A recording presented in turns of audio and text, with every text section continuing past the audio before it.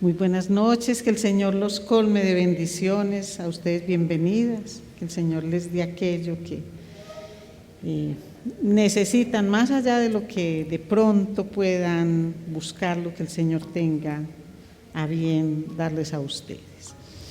Muy bien, por la gracia de Dios, mis amadas, hoy llegamos al final del libro de Colosenses. Estamos haciendo una predicación expositiva, predicando versículo por versículo, y hoy el Señor nos permite llegar al final de esta carta. Entonces vamos a darle gracias al Señor porque hasta aquí nos ha traído, porque hemos comprendido cada uno de los textos, porque a medida que vamos profundizando en su palabra, más vamos conociendo de Él, su carácter, lo que tiene para cada uno de nosotros, y debemos darle gracias. Mi Señor, queremos agradecerte por esta epístola de Pablo a los colosenses. Gracias, Señor, por esa exposición majestuosa que hay de Cristo, por esa manera como la luz llegó a todos los creyentes de Colosas para que las falsas doctrinas, las falsas enseñanzas y todas aquellas cosas que hacían ver a través del humanismo y de las obras, que hacían perturbar la mente de los colosenses, que eso no llegara a dañarlos en su fe, que fueran fortalecidos por tu palabra. Señor, gracias, porque también nosotros a través de este estudio nos hemos fortalecido en nuestra fe. A medida que comprendemos que Cristo es más que suficiente, que en Él habita toda la deidad, la plenitud de Dios está en Él, nosotros cobramos ánimo, confianza y mucho más deseos de predicar a Cristo que murió en la cruz para perdonar los pecados de todo aquel que lo confiesa como Salvador y Señor. Permite que hoy podamos comprender la razón de ser de esas recomendaciones finales de Pablo a los colosenses, y que también sean recomendaciones para nosotros, que las recibimos con gratitud en el nombre poderoso de Cristo Jesús. Amén. Muy bien, mis amados. Entonces, vamos a leer ahora por partes, pero vamos a mirar en estos 17 versículos cuál es el mensaje que Pablo nos tiene. Y él nos hace 3 recomendaciones grandes, y de esa manera titulé el mensaje: oración, testimonio y compañerismo en el cuerpo de Cristo. Oración, testimonio y compañerismo, todo esto en el cuerpo de Cristo. Entonces vamos a mirar ese mandato a la oración, y de manera muy especial. Yo voy a utilizar hoy la palabra de Dios para todos para esta lectura. Vamos a leer los versículos 2 al 4 del capítulo 4 de Colosenses, y dice así la palabra del Señor: dedíquense a la oración, estén listos para enfrentar cualquier situación mediante la oración y el dar gracias a Dios. Todos juntos pidamos a Dios que nos abra una puerta para comunicar su mensaje a la gente. Aunque ahora estoy en prisión por anunciar este mensaje, oren para que podamos enseñar el plan secreto que Dios ha dado a conocer acerca de Cristo. Oren para que yo pueda dar a conocer claramente esta verdad, pues esa es mi misión. Entonces aquí vemos cómo Pablo enfatiza un mandato a orar, pero lo hace de una manera muy especial, y es que lo hace con un objetivo y lo hace con un método. Mire, nosotros sabemos que Pablo está en prisión, pero ¿qué es lo que él dice? Que estemos dedicados a la oración, perseverando en la oración, dice la Reina Valera. Es decir, teniendo siempre presente que nosotros no oramos con la esperanza de un día ser escuchados por Dios. Nosotros no perseveramos, no insistimos en la oración diciendo de pronto Dios algún día me escucha, sino que nosotros perseveramos en la oración con la esperanza de nosotros comprender que Él siempre nos escucha. Somos nosotros los que tenemos que perseverar para saber que nuestra oración no es en vano, no es al vacío, sino que es a Dios quien siempre nos está escuchando. Pero dice que lo hagamos con acción de gracias, que lo hagamos con atención. Por eso dice que estemos vigilantes, es decir, no se trata de uno decir yo voy a orar y empezar a repetir un montón de cosas, sino que estar vigilantes es estar atentos, es tener un motivo o varios motivos, pero hacerlo de corazón, no solamente permitir que los labios expresen palabras y que pase un tiempo, porque no se trata de eso. Con el Señor no se trata de cuánto tiempo le oro y cuánta es la extensión de mi oración, sino qué tanto estoy yo centrado en lo que es la oración hacia el Señor. Pero yo quiero que miremos esta petición de Pablo. Pablo tiene lo que hoy llamamos casa por cárcel. Él en este momento donde está escribiendo esta carta no está en una cárcel, pero sí está privado de la libertad. Por eso es que hay personas que pueden estar con él. Si no, no sería posible que participaran con él en esa condición de privado de la libertad. Entonces él dice, oremos para que Dios abra puertas, y no dice para que abra la puerta de mi prisión, para que yo esté libre, para que yo pueda salir, sino que abra puertas para la palabra, para que la palabra pueda ser predicada, para que la palabra pueda llegar a muchas personas. Entonces, miren qué cosa tan hermosa. Y es que Pablo no siente que eso sea la gran carga para él o el gran sufrimiento. Antes lo que vamos a ver es que siempre él considera que aún estando privado de la libertad hay grandes oportunidades para la palabra.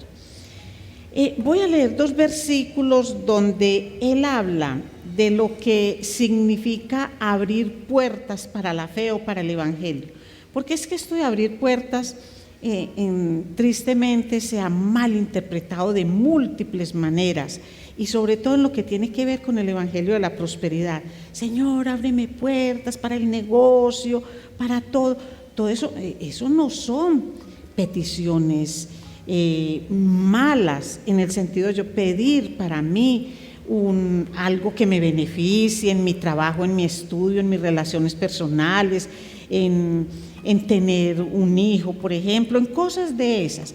No es que eso sea pecado, sino que es que ponemos muchas veces por encima de lo que es la expansión del reino, ponemos nuestros deseos. Por eso el Señor mismo dice, es que ustedes piden, pero no saben pedir, porque piden para sus propios deleites. Pero miremos cómo Pablo en al menos 2 ocasiones habla de esas puertas que se abren.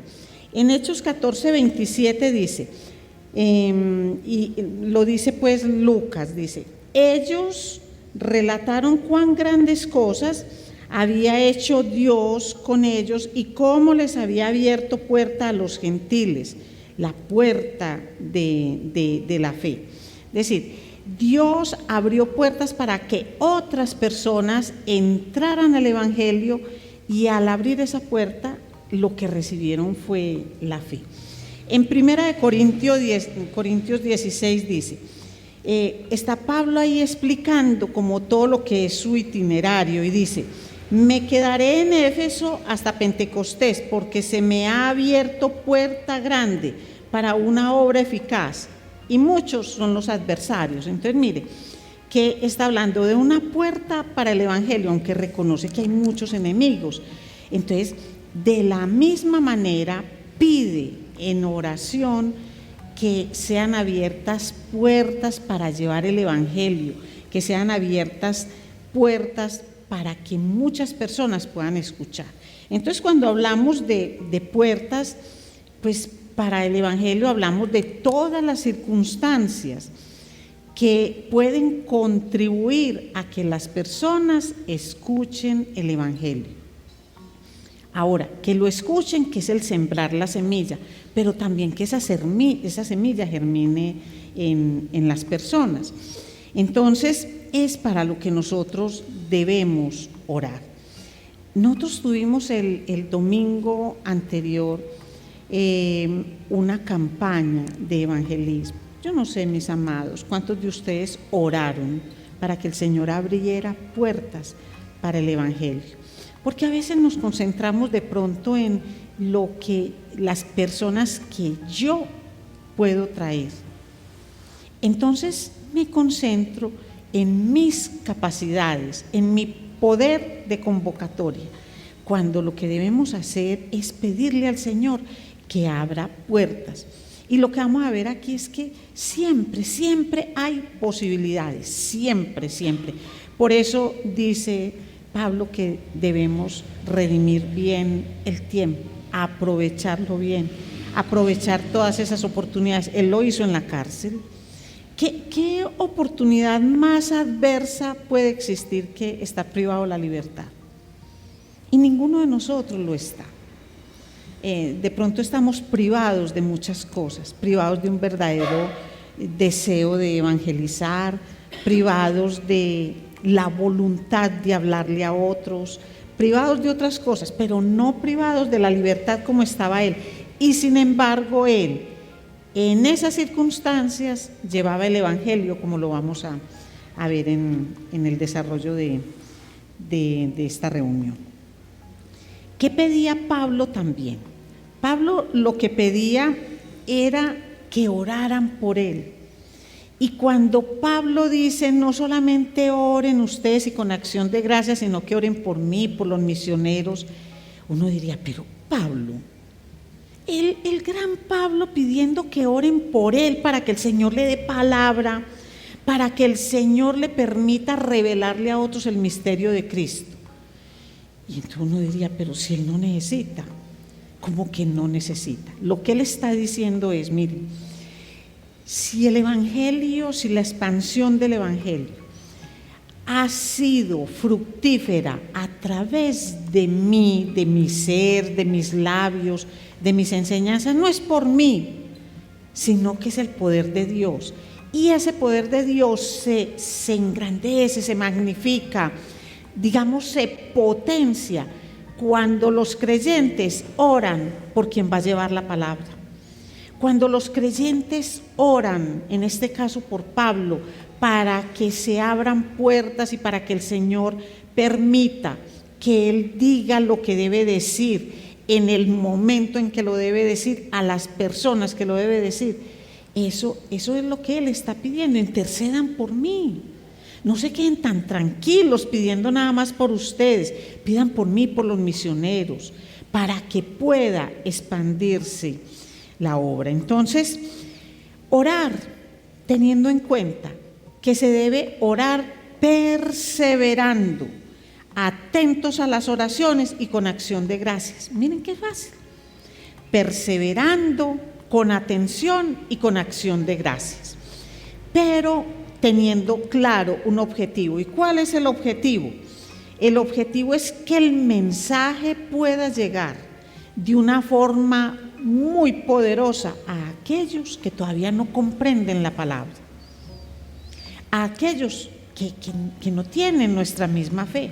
Entonces, para que puedan oír, para que ese oír los lleve a la fe y esa fe los lleve a la transformación de sus vidas. Muy bien. Vean, la única manera de yo orar con acción de gracias, pidiendo que se abran puertas para el Evangelio, es cuando yo tengo esa no solo esa alegría, sino esa gratitud al recordar de dónde el Señor me trajo. Es que es bien difícil que yo simplemente pida que el Señor abra puertas para el evangelismo cuando yo no doy gracias por nada de eso. Hasta se nos olvida dar gracias por la salvación que el Señor nos dio. Nos vamos acostumbrando a eso. Y la costumbre tiene una de esas cosas negativas y es como añadirle frialdad a las cosas más hermosas.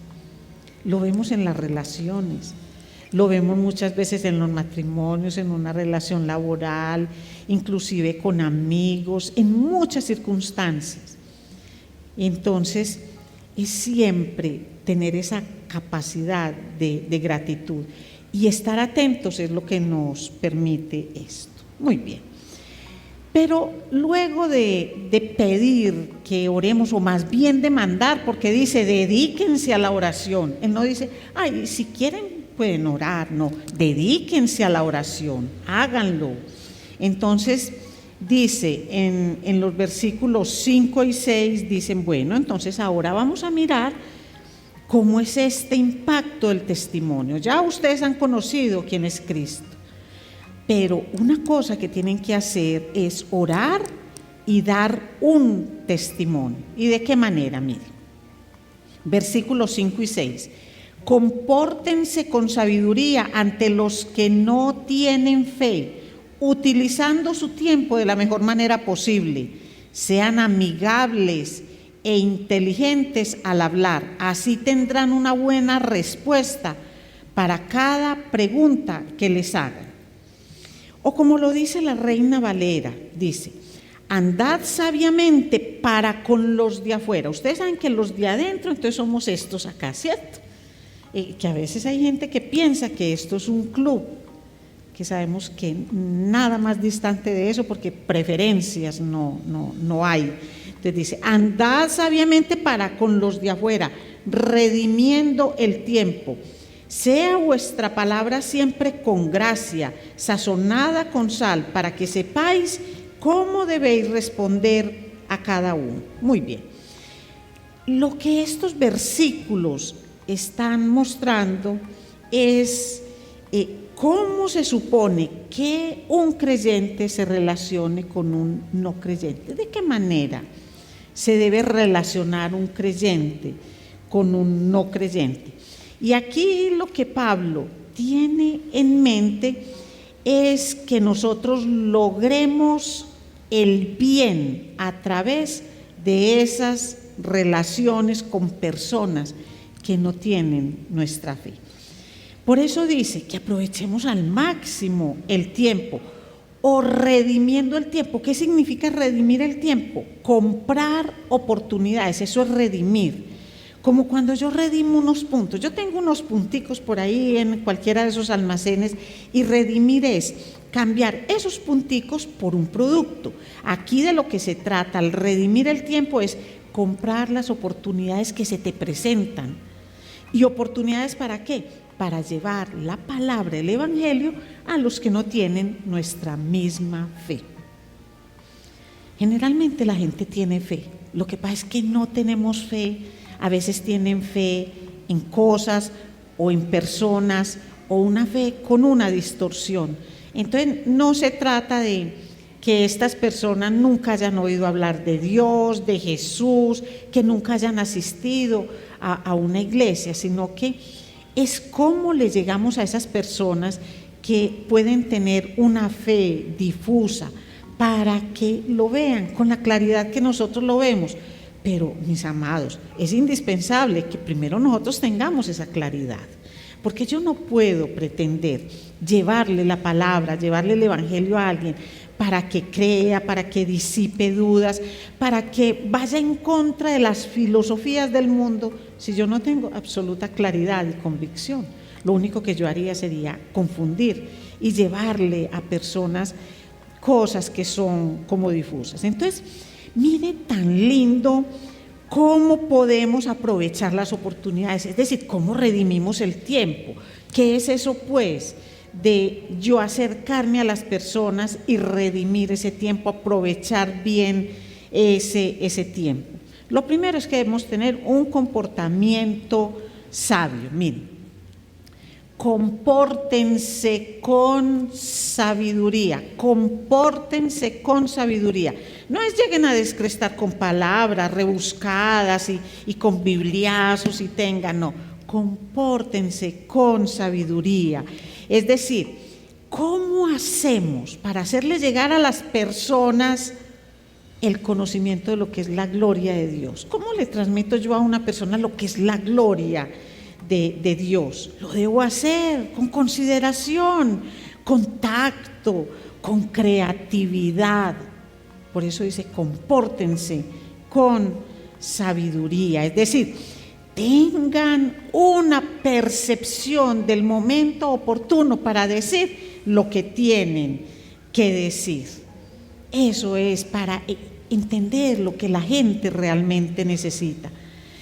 También lo que la gente quiere. Ahora, no lo que la gente quiere oír como lo quiere oír, sino lo que la gente en medio de lo que es su vida, ¿qué es lo que les aporta? Pero eso requiere que nosotros tengamos sabiduría para hablar, pero también que tengamos lo que él llama un discurso sazonado.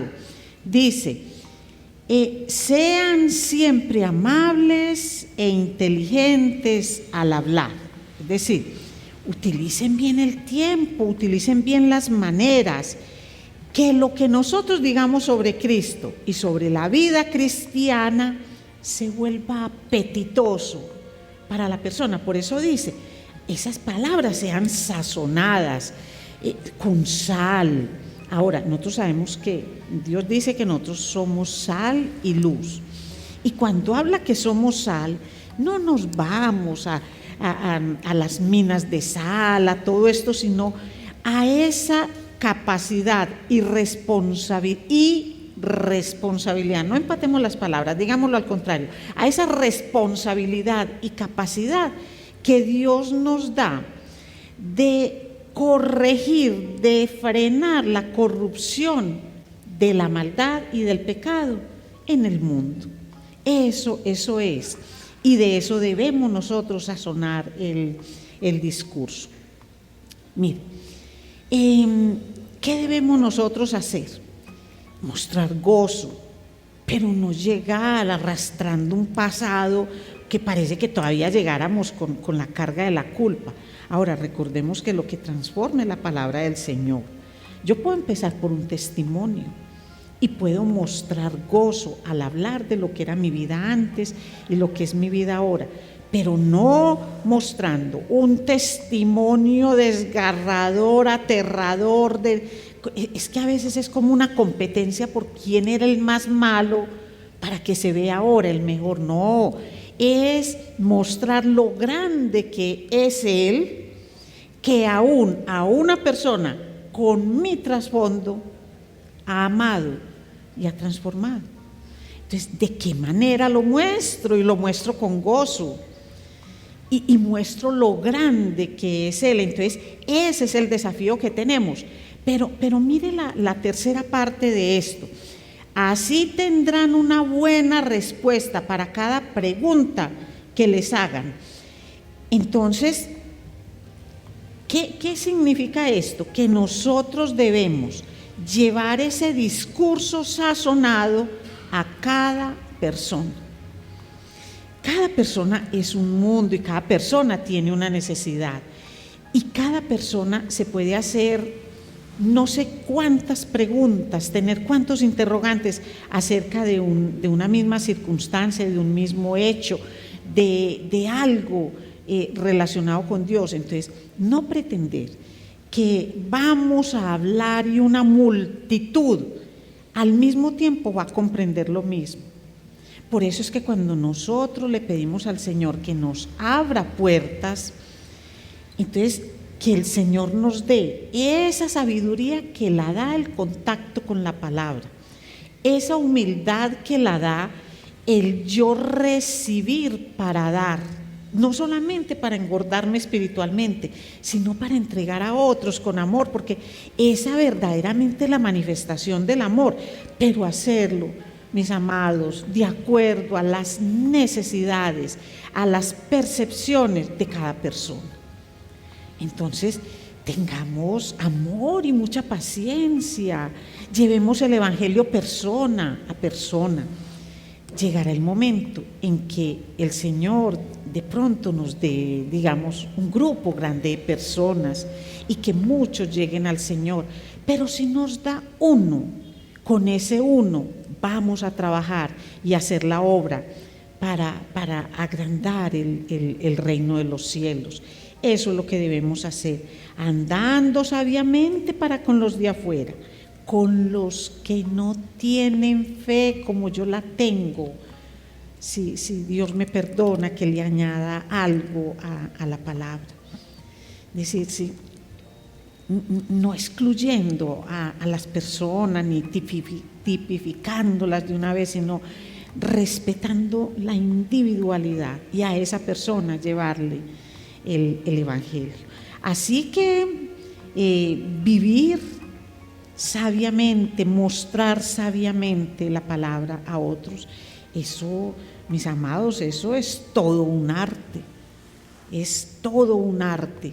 Pero ¿quién es el artesano? ¿Quién es el gran maestro? Es el Señor.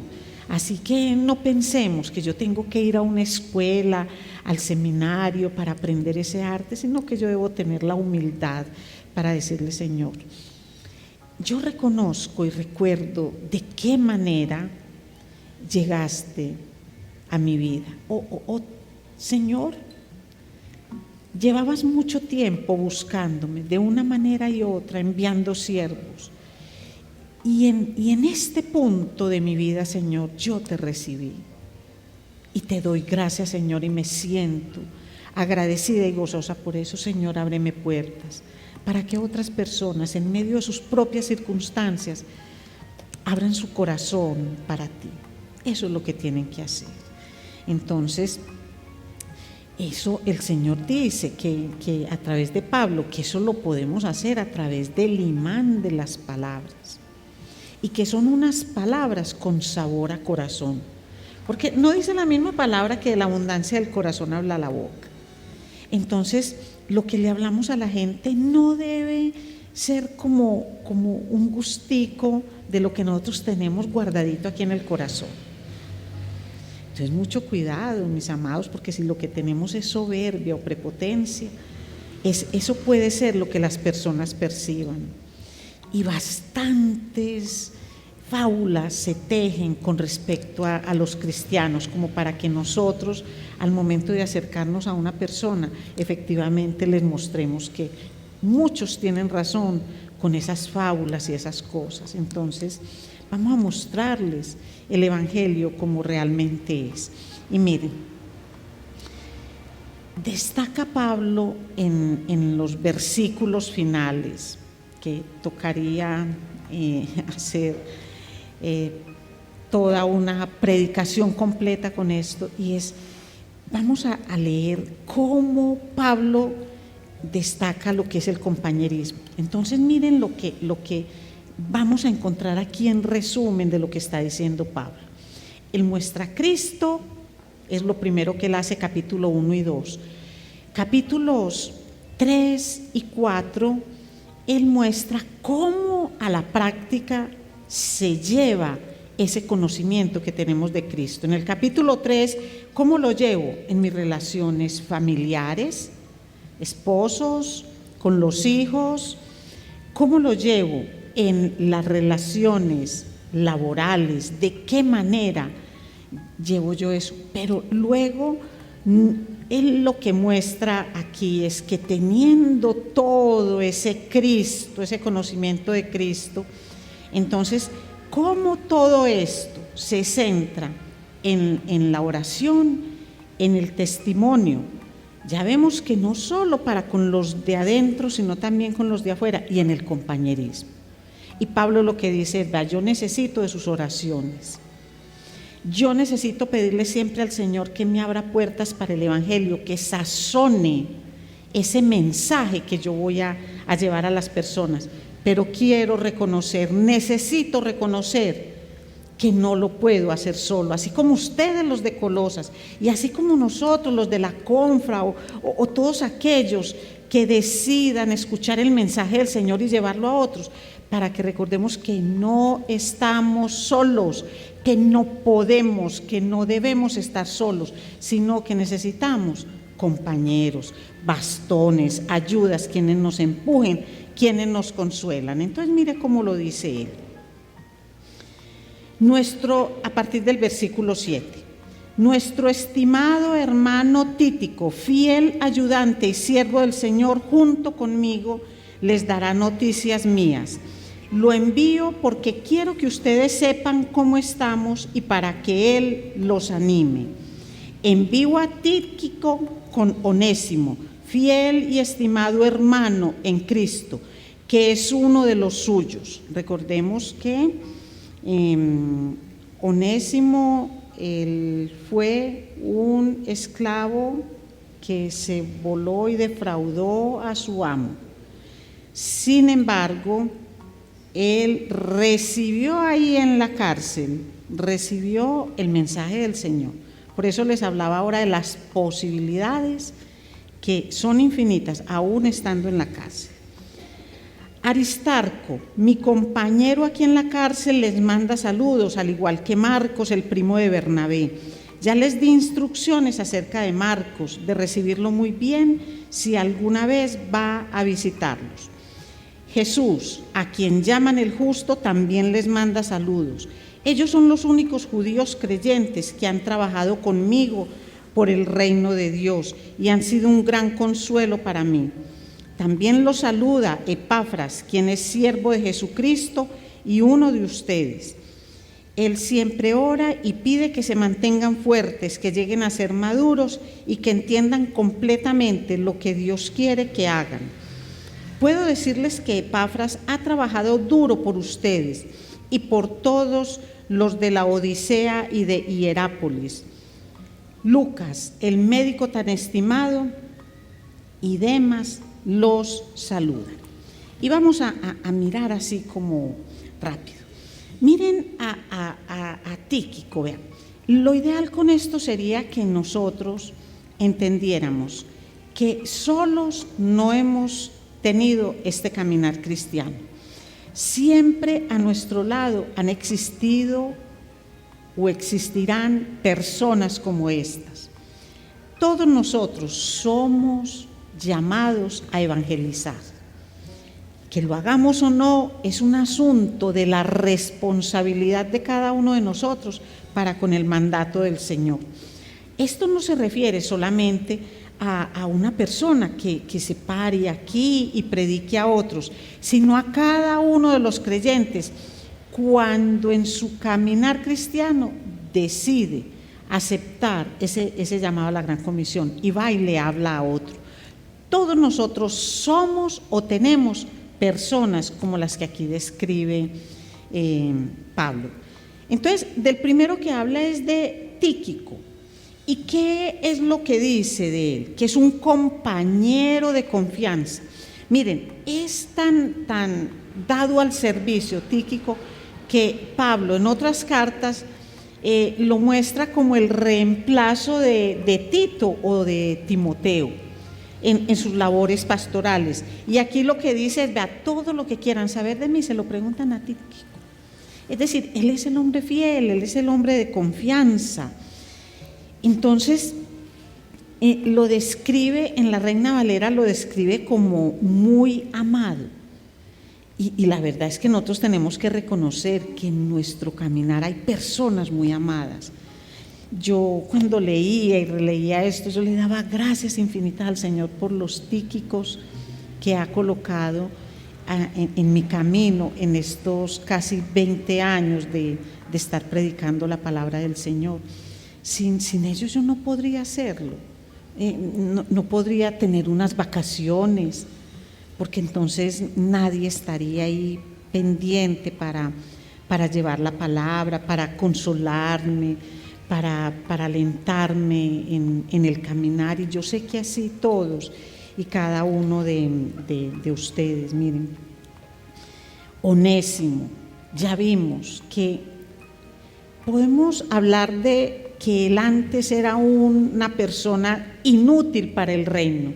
¿En qué medida? En la medida en que Onésimo defraudó a su amo. En ese tiempo había esclavitud. Hoy de pronto, y ya lo vimos, eso puede como hacer que nos rasguemos las vestiduras, hablar de amos y de esclavos, pero lo cierto es que él robó algo, hizo algún mal a Filemón. Sin embargo, Pablo lo que hace es decirle, bueno, pero es que él ha recibido al Señor y él ha sido transformado, así que recíbelo.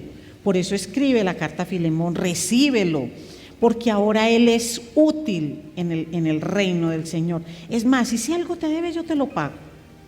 Si algo te defraudó, pues yo lo pago por él, dice en la carta a Filemón. Es decir, él salió de Colosas como un fugitivo, pero ahorita llega como un convertido.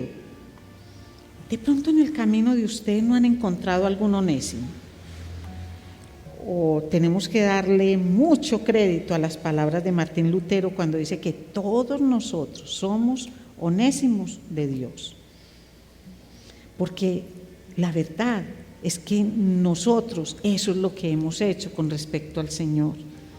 Pero cuando nosotros llegamos a la presencia de Él, cuando tenemos ese encuentro maravilloso y transformador que sucede en nuestro corazón, entonces nosotros somos convertidos y nos convertimos en útiles para la expansión del Evangelio. Aristarco, esa sí es la fidelidad a toda prueba. Cuando lo lean bien ahí, miren, es el amigo de los tiempos buenos y de los tiempos malos. Y cuando uno lee Hechos de los Apóstoles y lee todas las epístolas de Pablo, cierto que casi todo el tiempo de Pablo fue muy maluquito, muy duro. Golpizas aquí, presiones allí, prisiones en el otro lado. ¿Y qué fue lo que hizo Aristarco? Quedarse con él en la prisión. Él pudo, cuando a Pablo lo llevaron hacia Roma, al que llevaban era Pablo, pero él decidió acompañarlo. Esa es la fidelidad en las buenas, pero en las malas y muy malas. Entonces, por eso dice que es mi compañero aquí en la cárcel y siempre lo acompañó. Marcos, miren, cuando uno lee en Hechos capítulo 13, uno encuentra que Marcos decidió retirarse en ese viaje misionero, primer viaje misionero, y Bernabé lo llevó. Dicen unas traducciones bíblicas que era el sobrino y otras era un primo, era un familiar cercano de Bernabé. Entonces este joven empezó la travesía en el primer viaje misionero y puede ser que por su juventud, por su inexperiencia, vio muy duro. Es que no era fácil, no iban en avión, era algo bien complejo. Unos viajes misioneros llenos de necesidades, llenos de muchas cosas que hacían difícil el mensaje, llevar el mensaje. Entonces eso generó una discusión entre Pablo y Bernabé. Juan Marcos se fue y también Bernabé siguió llevando el mensaje por un lado y Pablo por el otro. Pero miren aquí, cómo que primero la Biblia lo muestra como un fracasado en la obra misionera, ahora se transforma en alguien de gran utilidad. Él siempre tuvo a Bernabé que lo condujera, pero también tuvo a Pedro, y esa influencia de estos grandes hombres del Señor permitieron que él escribiera el que fue realmente el primer evangelio, que es el Evangelio de Marcos, y tiene todas esas enseñanzas para nosotros, con sabor a Pedro. Todas son con sabor a Pedro porque era su mentor. Entonces ahí vemos cómo lo mejor para un creyente puede venir después de un fracaso, cuando no se queda paralizado en el fracaso, sino que se entrega al Señor y permite que ese fracaso se traduzca en una experiencia para luego edificar la vida de muchos, entre otras la de todos nosotros a través de su evangelio. Habla luego de Jesús llamado justo, no se sabe quién es él, pero lo que sí está asociado a él con otros judíos es la palabra consuelo. Es la palabra consuelo. Entonces, ¿por qué menciona Pablo a algunos de estos judíos? Porque no todos estaban en contra del evangelio, sino que muchos también escuchaban, y ese escuchar y permitir que la palabra los transforme llena al misionero, al predicador, al maestro, lo llena de confianza, de consuelo, de gozo. Muy bien. Epafras, desde un principio empezamos hablando de Epafras. Él fue fundador de la iglesia en Colosas y siempre orando por ellos. Y quiero terminar con dos personajes, Lucas y Demas. Miren, de Lucas dice que es el médico amado. Entonces uno dice, bueno, un hombre con una profesión muy definida, muy escasa en ese tiempo, los médicos eran escasos, y con plena seguridad que la escasez en el conocimiento y en lo que ellos hacían les permitía vivir bien cómodos, pero él decidió seguir a Pablo, ser su médico personal, pero también su historiador, escribir y estar siempre ahí fiel. Así que eso de amado no es tan gratuito. ¿Cuántos amados no necesitamos nosotros en este ministerio de llevar la palabra del Señor? ¿Cuántas personas que esos dones y talentos que Dios les ha dado los pongan al servicio de la obra del Señor, dejando de lado de pronto dinero, posición, poder y cosas por llevar el evangelio? Eso es lo que en el reino se valora mucho. Pero hay otro, miren, que contrasta con el sacrificio, con la dedicación y con lo que podemos llamar la visión del verdadero discípulo, y es lo que pasa con Demas.